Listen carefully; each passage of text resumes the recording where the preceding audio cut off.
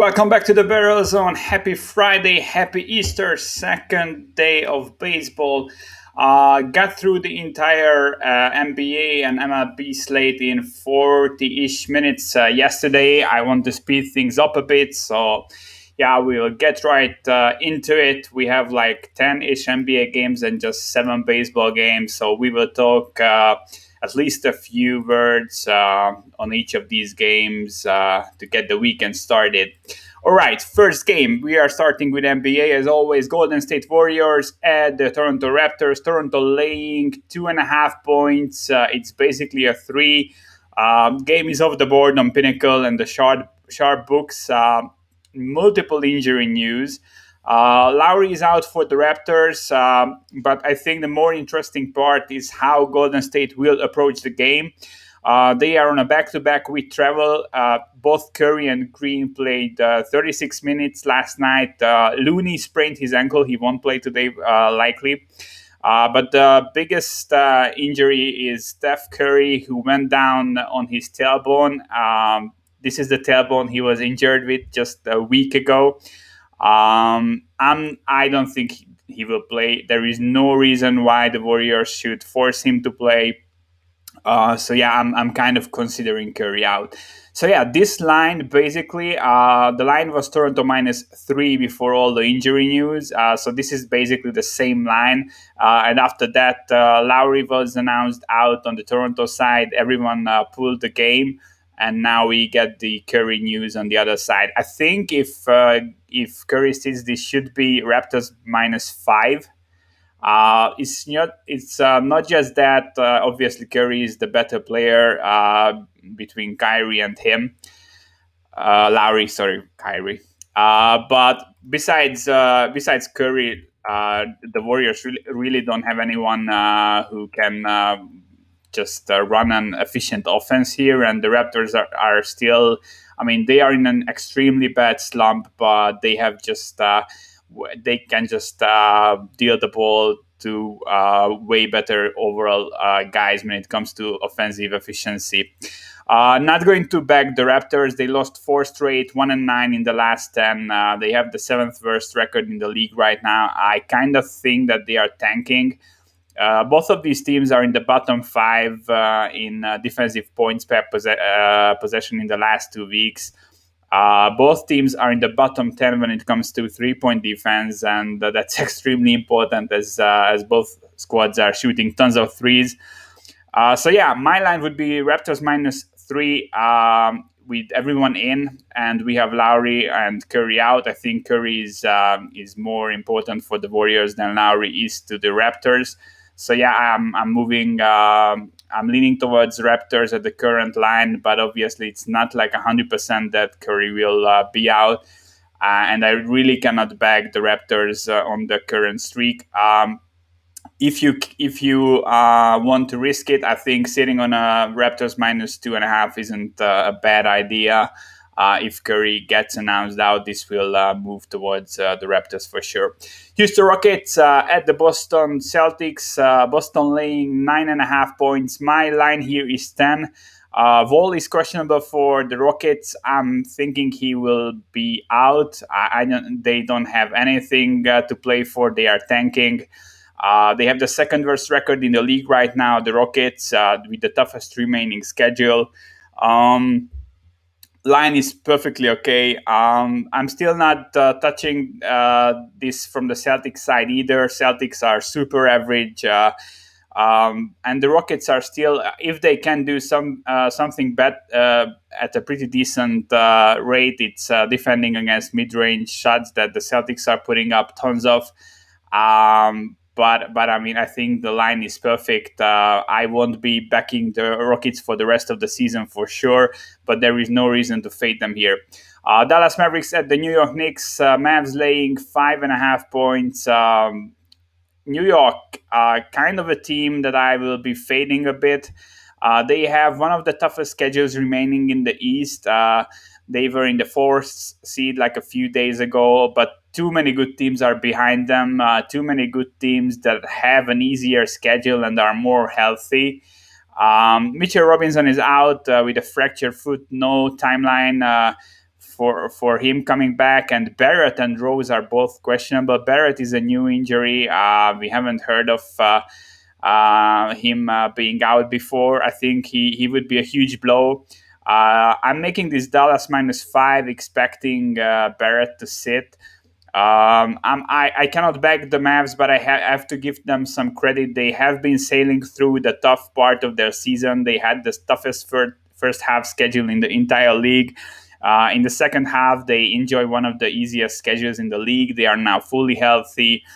They made some improvements on both sides of the ball. I'm still not backing them here. New York will have a huge rebounding edge still with Robinson out. They are top 10 on both sides of the ball when it comes to rebounding. Mavs are just 25th in offensive and 14th in defensive rebounding percentage. Also, the Knicks allow the lowest field goal percentage against three-pointers in the league, which is pretty crucial as the Mavs are putting up the fifth most threes in the league. Also, both teams have another game on Saturday, so I think this is a pretty difficult spot to handicap.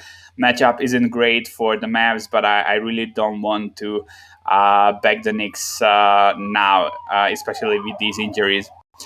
Charlotte Hornets at the Indiana Pacers. Sabonis questionable for the Pacers. My line here would be -4. That's basically what we see on the board. If Sabonis is out, I think he is worth at least like 1.5 point, maybe 2. Hornets are in a pretty bad spot. Third game in 4 nights back-to-back with travel, but they did punt last night's game against Brooklyn. Everyone played 29 minutes or less. I think overall I'm higher on the Pacers than the Hornets. All their stats are better, and they had a pretty decent run in the last 2 weeks. Pacers are grading in the top 15 on both sides of the ball. They went 4-3 with a plus 2.7 point differential, and they played the Heat 3 times. They played the Bucks and they played the Mavericks. So it wasn't like an easy schedule, and they still do have some pretty decent underlying numbers. But I think the matchup is better for the Hornets.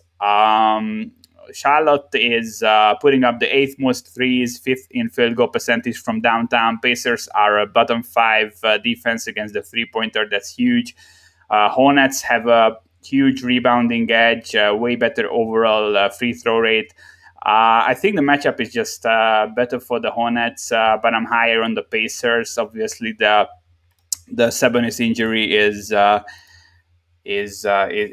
big also. So yeah, it's another game to skip. But the next game is one where I'm getting involved. Memphis hosting Minnesota, laying 7 points, but Pinnacle had a 6.5 before they went offline with the game. I think at 7, Memphis is a fair look. At 6.5, I really like them. I'm not sure if this 5 times line is online or not. But if it's on, I think that's one to bet right now. Minnesota just 5-19 on the road. Overall, they have the worst record in the league, 12-36. They play another game tomorrow at Philly. Memphis, on the other hand, I think they are still like trying hard. 5-5 in the last 10, but they played Utah 3 times. They have 3 losses to Utah in the last like 6 days or something. And still, I mean, they grade as a top 10 defense. They are just 20th offensively, but Timberwolves grade 27th defensively, 26th offensively. Huge rebounding edge for the Grizzlies. They are 8th in both offensive and defensive rebounding. Minnesota grades 13th and 30th. I mean, overall, I think the matchup is pretty great. Besides the rebounding edge, we know that the Wolves just attack the paint like crazy. 5th highest rate of shots put up in the paint in the league, but they are just 28th in efficiency, and Memphis is allowing the 7th lowest field goal percentage in the paint. Also, Memphis is putting up offensively the 3rd most mid-range shots. They are 9th in field goal percentage. Minnesota's defense ranks 19th against mid-range shots. Also, Memphis is a pretty decent offense from transition. They aren't like a good half-court offense, but they are decent from transition, and this is a bottom 2, maybe the worst transition defense in the league. I make it 7.5. I think 7 is nice. 6.5 is awesome. Memphis will be a bet for me tonight. Atlanta at New Orleans. This is a super tricky game. Hawks playing an 8-game road trip. This will be the final game of the road trip. Third game in 4 nights back to back. Hunter is out, Collins is out. They played 40 plus minutes last night in an overtime game. I think this is the worst spot you can ever imagine for the Hawks here. Kapela played like 44 minutes, Bogdanovich 45. All the injured guys. I mean, Collins is huge, Hunter is huge. I don't think either will play. End of an 8-game road trip, as I said. But it's not much better for the Pelicans side. They had a game last night also. Zion, Ingram, and Ball were all out in the game. I don't think Zion will come back, but I am expecting Ingram to play, maybe even Ball. My line here would be Pelicans by 3 if all the guys play for the Pelicans. Obviously, I kind of don't expect Zion to play, but even if Ingram plays and I'm expecting him to play, I think they can win this game. It's just too many games and too high minutes for the Hawks, and the injuries, they are super banged up. I'm not really high on either squad here, but I don't think the home team should be dogs here, even if Zion is out, to be honest. I think maybe it could be a pick'em there. So there are some plus 2s out there. Bet365 only at plus 1.5, but you can find plus 2s. If you have a book where you can cash out your bets, I think you should sit on like Pelicans plus 2. We did the same thing against the Pelicans last night with the Magic in the Discord channel. We had Orlando plus 10.5 before Zion was announced out. Line came down to like 4. I think we will see some positive news for the Pelicans today and some negative news for the Hawks. So I think Pelicans plus 1.5 for 2 is something to sit on, and you might get surprised when the injury reports come out in like 6 hours or so. Chicago Bulls at the Utah Jazz, 13.5 is a spread. This is the perfect spread. I make this 12, but Levin is questionable. He is worth around 3 points in my opinion. 13.5 is basically halfway where I put it. Him being in and out. I'm not touching this game. Bulls logged into the 10th seed. They had the last few weeks, especially since the trade deadline, have been super ugly. They grade bottom 5 on both sides of the ball. They are trying to integrate Vooch, but Lavin isn't healthy. I will wait till Lavin is back fully healthy. They need to build up some chemistry. They have been one of the better dogs to back in the first half of the season, but this is not the spot. Utah Jazz, the best team in the league right now. They will have the best record in the West. They are 3 games up on Phoenix, but they have the easiest schedule, and Phoenix will face a pretty tough second half schedule. I really like the Jazz, not going to fade them here. Phoenix Suns hosting OKC, 12.5 is the spread. OKC trying to get as many losses as they can. Ownership is really 100% focusing on tanking. Beasley, Dort, SGA, Horford, Muscala all out. Phoenix on the other end won 4 straight. 8-2 in the last 10. Fourth toughest remaining schedule, as I said, but they are in the 2nd seed in the West. I don't see them falling further than the 4th seed, to be honest. OKC's offense, even if fully healthy, they are the 2nd worst team in points per possession. Phoenix is the 5th best defense, 4th lowest effective field goal percentage allowed. They are pretty decent, 2nd best defense against threes. OKC putting up the 7th most threes in the league. All around, just a great matchup for the Suns. OKC isn't even trying. If the players would try, the ownership will shut a few more guys down until they don't have any legs. They are just in tank mode. No point in backing either side here. Milwaukee Bucks at the Portland Blazers. I like Milwaukee here.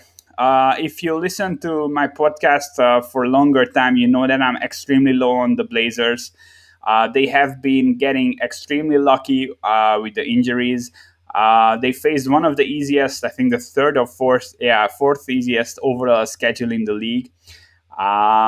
when CJ and Nurkic were out, and basically Lillard could carry them. They also won multiple games they shouldn't have won. They just Lillard just delivered some extremely clutch fourth quarter performances. They now won four straight, are fully healthy. The four wins came against pretty trash teams: Detroit, Toronto, Orlando, Miami. Obviously, the best of these four teams. I think it's time to fade them now that they are fully healthy, riding high. This isn't a good team. They are nowhere near the level of the Bucks.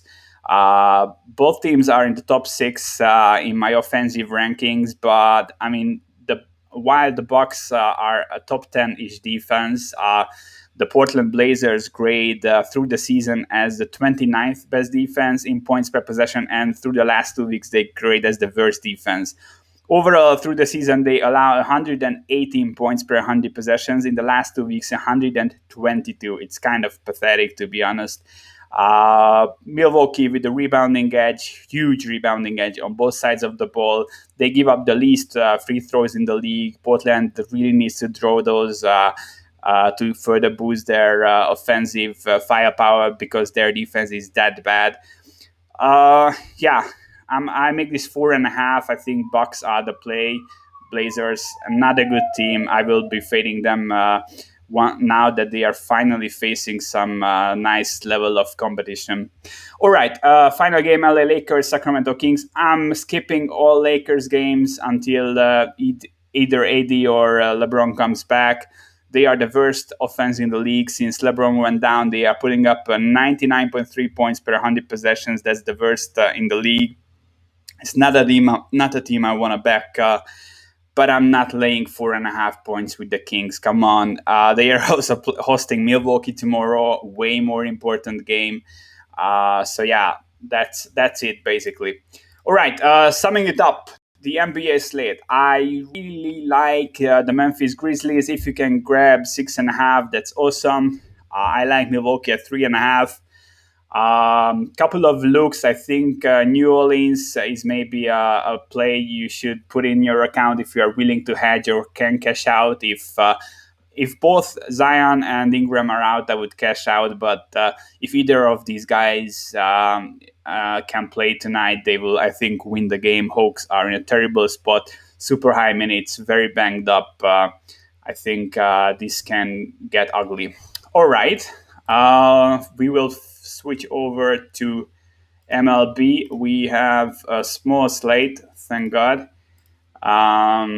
Just 7 games. One of the games is the one that got postponed last night due to rain that wasn't even really rain. So Boston hosting Baltimore. I already said yesterday that I'm liking Baltimore here. It's Means at Eovaldi. I think these two teams are way closer than this. If you check any alternate rankings, the Orioles played the 500 baseball last season. They have a pretty decent overall bullpen. While the Celtics, Red Sox made some improvements. I'm still grading their bullpen a bit below than Baltimore's. I'm also grading Means better than Eovaldi. Boston had issues against lefties. Not a lot of guys hitting lefties well. The big three, Xander Devers and JD, need to play decent baseball for them to be competitive. I'm not really believing in JD. He's also 33 years old. I'm not a huge fan of Boston this season. And while I know that Orioles won't be a good team, Means is pretty awesome. He had a sub-4 Sierra last year, 30% hard hit rate, low line drive rates against both sides, over a 12% swinging strike rate, great exit velocity. I really like his profile, to be honest. And as I said, Boston is really nothing special, and especially against lefties. So yeah, I make this is my out of the first 2 days. This is my biggest edge. I make the Orioles plus 135, and yesterday it was the line was plus 150, and we've got a 160 today. I mean, thanks. I really don't think this is an efficient line, and I'm not sure why we got this present here. To be honest, Tampa Bay at Miami, Yarbrough at Pablo Lopez. I'm extremely high on Lopez here. I can see why this line is basically a pick'em. Pablo has been one of my daily fantasy favorites last season. He was in the top 10% in exit velocity against, and the top 15% when it comes to staying off the barrel. His home run to fly ball ratio is down to 8.7%. Hard hit rate under 30%, 52% ground ball rate. The whole Miami team is basically just going full ground ball this season, not just the starters, but the bullpen also. I'm kind of digging it. I hate their offense. I mean, they don't have any power. Not a lot of guys who can make good contact and hit bearers, but I'm not betting against Pablo. Last season, when he was in the zone, he had like 7, 8 starts where he was like giving up basically nothing for 6 innings. And I mean, even if I like the Rays long term, they are still a worse team than what they had last year. Um, and I cannot really trust Yarbrough. Yarbrough is a nice arm overall. He misses bats, 25% hard hit rate. But I mean, he has just a 14% strikeout minus walk percentage, allows 28+% line drive rates against both sides.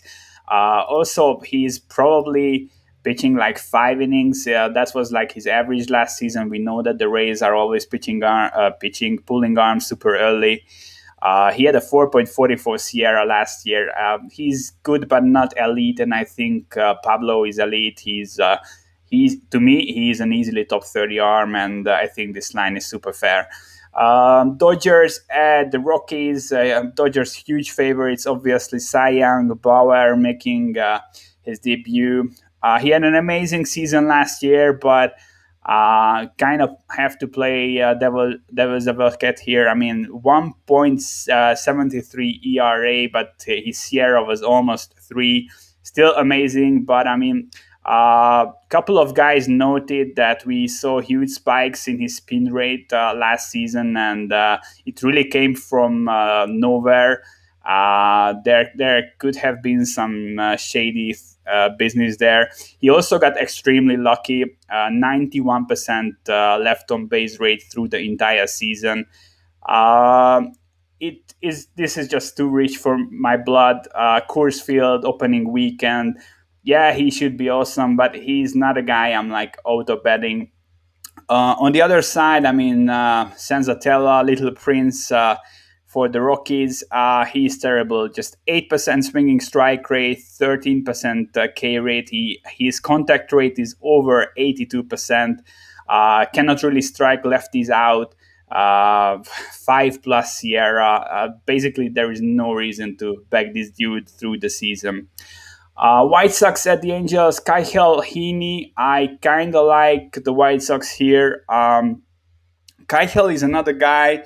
The whole White Sox team, basically, they had an ERA that's half a point better as a team than their underlying FIP was. And Kyle is the main guy who had 1.99 ERA and a 4.57 Sierra. That's a that's a huge difference, obviously, and such early in the season, people are auto betting against these guys who have been outperforming their underlying metrics by this much. Money is coming in on against these guys all the time, and I think this opener was kind of fair. This opened like -116. Yeah, that's a bit too much credit. But I mean, this is a pick him at the worst case. We had +110s on Kyle earlier this morning. So yeah, I really like the guy. He has a 53% ground ball rate, 25% hard hit rate, only 22% fly balls, and he had a 14% infield fly ball rate. Average launch angle is 4 degrees. 86% average miles per hour average exit velocity. Overall, I mean, Keichel isn't a guy like you love to watch, but he's really hard to hurt badly with all the hard, all the soft contact ground balls. And nice launch angles. Yes, he will regress. He won't have a sub 2 ERA this season, but I mean, I think he can have like a 3.5 ish ERA, which is still pretty decent. Heaney, on the other end, I mean, he can never stay healthy. Had a few nice seasons, but he to me is like a four ERA or even worse pitcher. 45% hard contact against righties. He only has a 36% ground ball rate against the side. Had home run problems in the past. We know about them. This isn't really a team where you want to risk Heaney against. The White Sox were their best offense last season against lefties. They had a 142 WRC plus with a 238 ISO. I know many people are shitting on these splits, but I think when one team is just that good against lefties, that's something you have to note. Also, the injuries were pretty bad against lefties compared to how they performed against right-handers. So yeah, I think the White Sox are still the better team. I like Keichel more. I like his matchup more. Plus money. You decide. Houston at Oakland, Javier and Lizardo. Jesus Lizard for Oakland. He was one of my favorite up and comers last season. He is getting bet. I think Oakland is the rightful favorite here. Lizardo had a 22% home run to fly ball ratio, which is extremely unlucky. But if you look at the underlying metrics, only a 32% hard hit rate, 13% swinging strike rate, nice exit velocities, nice launch angles. He had a 20% infield fly ball rate. I mean, he's a super talented guy. By far, I'm the highest on Luzardo from the Oakland pitching staff. I'm not going to fade him. I'm kind of expecting improvements, and his luck also should turn better than what we've seen last year. On the other end, I mean, Javier is really an interesting dude. If you look at his stats, I mean, 8.7% swinging strike rate, super bad. 29% ground ball rate, super bad. 50% plus fly ball rate, super bad. He also got lucky. Sub 200 BABIP against 86% left on base rate. I have just so many red flags in front of me right now. He had a 542 FIP against lefties, which is unbelievably bad, but and also 65% fly ball rate against righties. Average launch angle is 24.6 degrees, basically the middle of the parallel zone. I'm not buying it. Overall, I'm way higher on Houston. I talked about this yesterday. If you follow me, you know this. I'm expecting them to win the division. I'm way higher on them compared to Oakland, but this is an ugly pitching matchup. I think Jesus Lizard will just roll. All right, Arizona at San Diego, Kelly at Snell. Kelly is a huge regression candidate. He had like a 4 Sierra to go with like a 2.5 era last year. Almost 45% hard hit rate. He got super lucky with a 92% left on base rate last season. Super ugly profile, especially against righties. 44% hard hit rate. I really don't like the guy. I think the whole Arizona pitching staff is pretty ugly. Besides one guy, obviously. Snell, on the other end, he has been getting unlucky last year with the home runs. It was an issue that he couldn't really fix. His home run to fly ball ratio was almost 30%, 30 in 50 innings. It's but if you look at any other stat, he's still an ace, missing bats, tons of ground balls, low contact rate. I'm liking him, and this Arizona offense isn't one that scares you, but I mean, minus 225. I make this around minus 200. So yeah, there is no value on either side here. Final game, Cueto at Kikuchi, San Fran at Seattle. Won an ugly game last night. I was on Gaussman against Marco, won the first five easily, had way better stats, and then a bullpen collapse.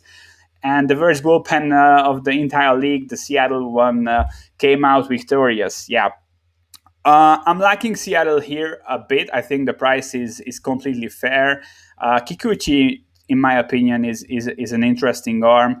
I kind of was always a fan of his. He had an ERA that's more than one run higher than his Sierra.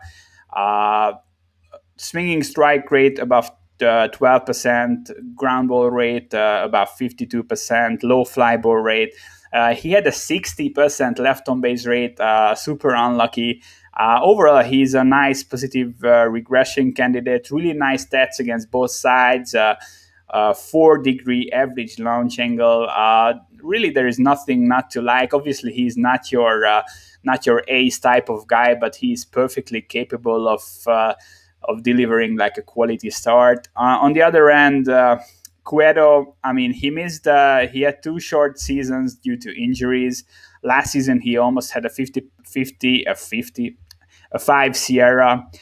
Swinging strike rate as low as 8%, ground ball rate as low as 40%. Lefties totally kill him. He had a 30% line drive rate against lefties. Just so again, so many red flags.